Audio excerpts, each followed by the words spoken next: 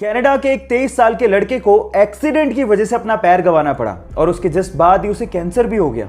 Doctors ने कहा कि तुम कैंसर की वजह से ज्यादा दिन तक जिंदा नहीं रह सकते। तब उसे समझ में आया कि कैंसर पे रिसर्च कितनी ज्यादा जरूरी है ताकि लोगों की जान बचाई जा सके। उसने सोचा कि मरने से पहले वो पूरे कनाडा को पैदल अपनी एक टांग पे नापेगा और कैंसर रिसर्च पे फंड रेज करेगा। उसने 12 अप्रैल 1990 को पैदल चलना शुरू किया और लगभग 143 दिनों में 5373 किलोमीटर नाप डाले। कुछ ही मील बाकी थे लेकिन उससे पहले ही उसकी मृत्यु हो गई। उस 23 साल के लड़के ने पूरे कनाडा के लोगों का दिल जीत लिया। आज भले ही वो जिंदा ना हो लेकिन कनाडा के लोगों के दिलों में वो आज भी जिंदा है। उसका नाम है टेरी फोक्स और उसके जज्बे को मैं दिल से सलाम करता हूं। आप लोगों ने अपनी साइंस की किताबों में एटम के बारे में ये तो पढ़ा होगा कि एटम के 3 बेसिक पार्टिकल्स होते हैं, इलेक्ट्रॉन, प्रोटॉन और न्यूट्रॉन। लेकिन इंटरेस्टिंग स्टोरी है इनकी डिस्कवरीज को लेके। इलेक्ट्रॉन की डिस्कवरी सन 1897 में सर जे थॉमसन ने अपने कैथोड रे ट्यूब एक्सपेरिमेंट से की थी। उसके ठीक 12 साल बाद उन्हीं के स्टूडेंट रदरफोर्ड ने गोल्ड फॉइल एक्सपेरिमेंट से प्रोटॉन को न्यूक्लियाई में डिस्कवर किया था।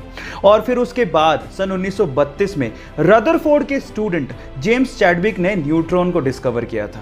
मतलब ये तीनों एक दूसरे के स्टूडेंट थे और मजे की बात ये थी कि इन तीनों को अपनी डिस्कवरीज के लिए नोबेल प्राइज भी दिया गया था। क्या ये फैक्ट आपको पहले से पता था? और अगर नहीं पता था तो चैट सेक्शन में लिखना मत भूलिएगा। गाइस, आप लोगों ने फिजिक्स में ग्रेविटेशनल लॉ यानी गुरुत्वाकर्षण के नियम को तो पढ़ा होगा, लेकिन आज मैं आप लोगों को एक ऐसी शॉकिंग चीज बताने जा रहा हूं जो कि ग्रेविटेशनल लॉ को फेल कर देती है। जी हाँ गाइस, उस चीज का नाम है हीलियम।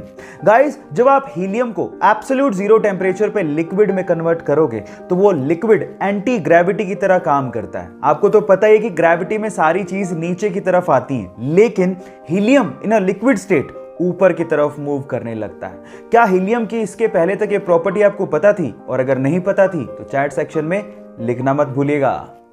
अगर मैं आपसे सवाल पूछूं कि इंडियन गवर्नमेंट द्वारा जारी किया गया ड्राइविंग लाइसेंस आप कौन सी कंट्री में इस्तेमाल कर सकते हैं, तो आप लोग क्या जवाब देंगे?